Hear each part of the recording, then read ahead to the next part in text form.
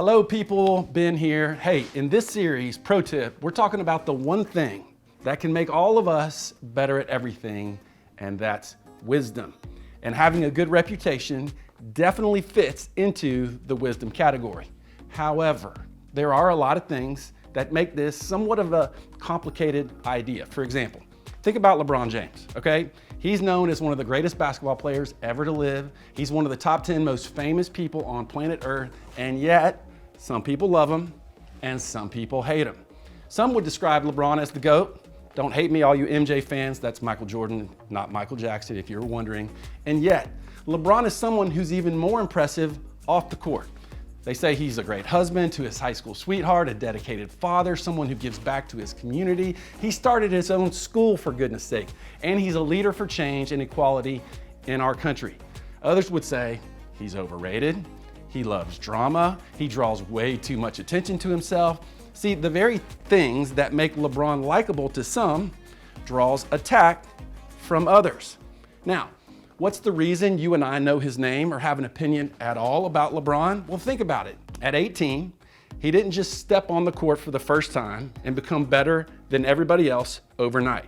It's because of 1,000 little decisions we can assume that he made to work hard, to develop his talents, and prioritize his character. Those decisions don't make SportsCenter's top 10, but they're the reason we know and celebrate all our favorite pros in any field at all. Now, the reality is, you can't control what other people think of you.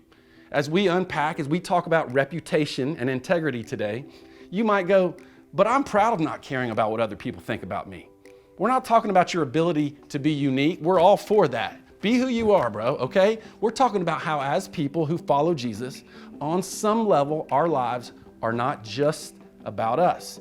Our decisions matter because other people matter. We're living for more than just ourselves. But look, even if we have the best intention, we still don't have control. I mean, you have the best of intentions to do things the right way, but what if people try to make the decision about who you are for you?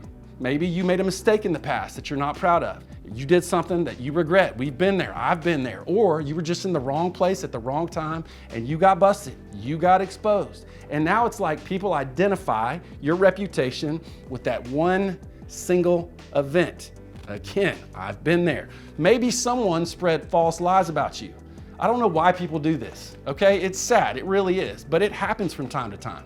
Maybe someone started a rumor about you, and now, hey, that's just a part of your reputation. It can be so frustrating when someone else makes a decision about your reputation for you. I get it.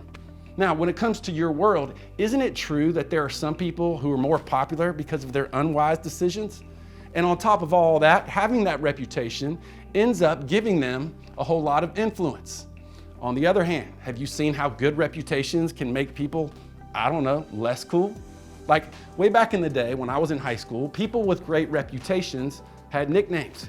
People would call them stupid things like teacher's pet or goody two-shoes, whatever in the world that means. I don't know where goody two-shoes came from, but it certainly didn't help people with those nicknames. It's not a nickname you like, okay? For others of you, you manage a different reputation with adults than maybe you do with your friends.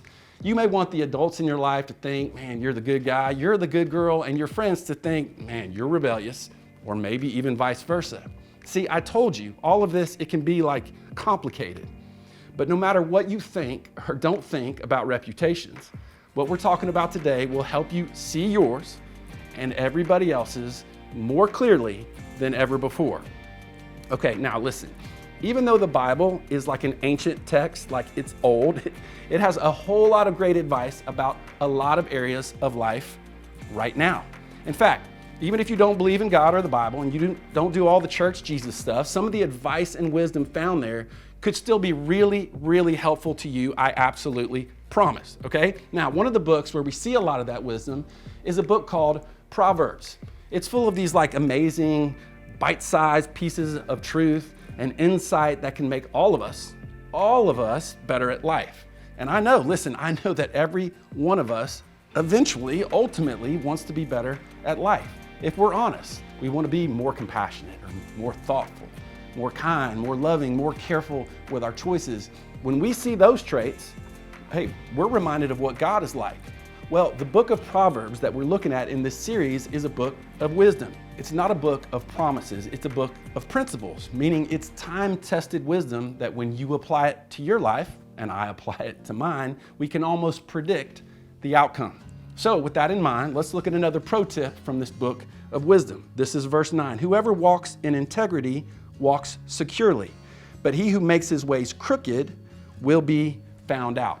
So when you're intentional about making the right decisions on a daily basis, you're secure. That is basically what integrity is, which is being the same person in front of people as you are when you're by yourself. When you have integrity, you can have peace in challenging situations regardless of the outcome. You're not worried about somebody catching you or busting you or what people are going to say about you or when everyone will find out about the real you. However, on the other hand, the alternative is to make decisions that are crooked, to do something to get ahead or to do something just to be liked by others that you know will possibly catch up to you in the long run. The bummer about this route is that eventually it still hurts your reputation and you don't have peace.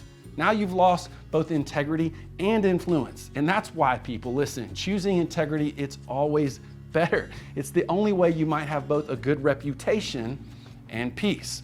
So let's look at another verse, and it says this in Proverbs: a good name is more desirable than great riches. To be esteemed is better than silver or gold. A good name, that's just basically equal to a positive reputation. To be esteemed is equal to being respected. And according to this passage, it's a bigger deal than getting rich. But really? Really? Is it really that big of a deal? Are we supposed to just take this verse at face value and believe that it's true? Here's what I've seen to be true about reputation. Reputation, it really doesn't matter to us until we wish we had a different one, right? I'll give you a quick personal example. When I was a freshman in high school, I played baseball. Not varsity, not JV. I played on the freshman team, and I didn't go to a very big high school, so not very impressive. Everyone who tried out made it. So again, nothing impressive about it. And I'll admit, I didn't take freshman baseball too seriously. I was a jokester, I was a troublemaker. Most of it was harmless, although I'm sure I annoyed my coach to absolutely no end. Well, the next year, my sophomore year, I almost flunked out of school. No joke. I failed a bunch of classes and found myself academically ineligible to play baseball in the spring, which was disappointing because I had a goal of making the varsity team that year. I obviously didn't realize that grades affected that goal. I never made that connection. So I began the long journey, and I mean the long journey, of my academic comeback. Summer school, tutors, focus, studying, effort, all the things that I did not like. But by spring of my junior year, I was academically eligible to try out for the varsity baseball team. But this, friends, was no walk in the park. So remember that thing I said earlier about not caring about your reputation until you want a different one? This was that moment for me. I actually had a lot of them in my life, but this was one of them. My old freshman coach was now the varsity head coach, and all of those sophomores who made up the varsity team when I was a freshman were now seniors. And this was an intense group of guys who had played together since Little League. And it didn't take me long to figure out that while they liked me fine, none of them trusted me to help the team.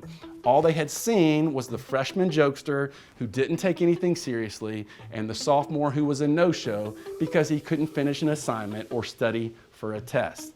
They had no idea how much I cared about playing varsity baseball. And at that point, I had a reputation. And suddenly, I cared about my reputation a whole lot. And not only did I have to perform to actually make the team, I had to win over a group of tough seniors. My past decisions built my current reputation. As a high school student, there are a lot of things you can't control. You can't control your schedule. You can't control all of your freedom. You can't control your curfew. You can't control how lonely it may feel if you choose to live differently than others and prioritize your character. But one thing you can control is your integrity. Think about it this way: the decisions no one sees build the reputation everyone remembers. We can make decisions that no one knows about today, right now, that lead us to having a reputation that everyone remembers later, and that's an amazing thing. But what can we actually do about our reputation? If it seems like something we can't control, what can we control? Well, we can control the decisions that create our reputation. Your decisions, those are the starting point. Your daily decisions, my daily decisions, to be honest, even when it costs us, to consider the needs of others, to work hard when Netflix is calling our name again, to get up a little earlier and open our Bibles. These daily decisions add up over time. And eventually people will notice a real change in you and a real change in me. So look, if you could be known for 2 or 3 things, what would they be? Okay, you don't have to know the answer right now, but I think it's worth taking some time to think about it. And while you're thinking about it, take your peers, take your friends, take adults into consideration. Is it possible for you to be the same person around both groups and get the same result? Now, here's another thing. This week, choose one element of your integrity to start working on. Talk to a trusted friend, talk to a mentor, ask for help on that habit you want to change. Start reading Proverbs for additional wisdom. You probably already know the next step you need to take, whether someone sees you doing it or not. So don't wait another week. Take that step, take it today, take it this week. Now, maybe you're thinking, this would have been great to hear about 2 years ago, okay?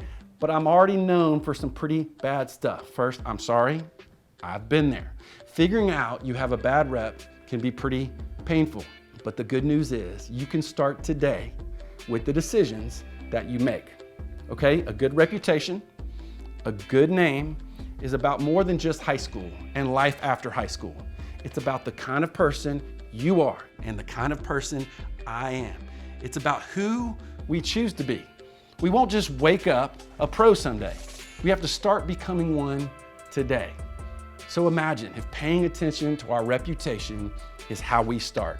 Imagine if choosing to have integrity is what leads to the life and reputation that we really, really want.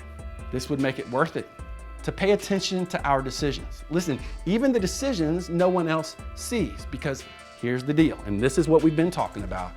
The decisions no one sees build the reputation that everyone else remembers.